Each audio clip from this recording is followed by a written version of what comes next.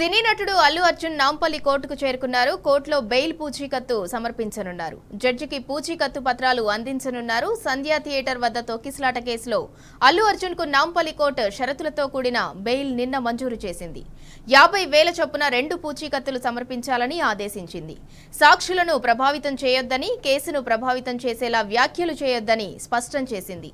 2 నెలల పాటు ప్రతి ఆదివారం చికటపల్లి పోలీసుల ముందు వ్యక్తిగతంగా హాజరు కావాలని షరతు విధించింది.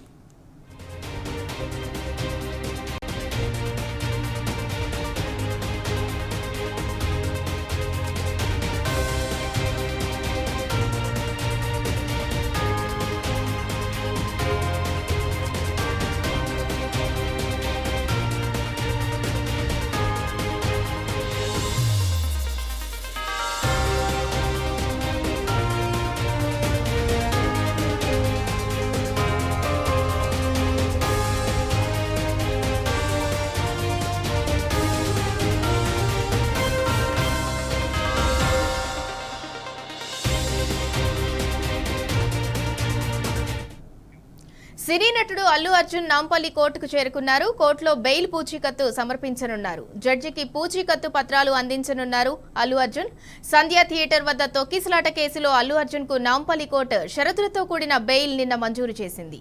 50,000 చొప్పున 2 పూచీకత్తులు సమర్పించాలని ఆదేశించింది. సాక్షులను ప్రభావితం చేయొద్దని, కేసును ప్రభావితం చేసేలా వ్యాఖ్యలు చేయొద్దని స్పష్టం చేసింది.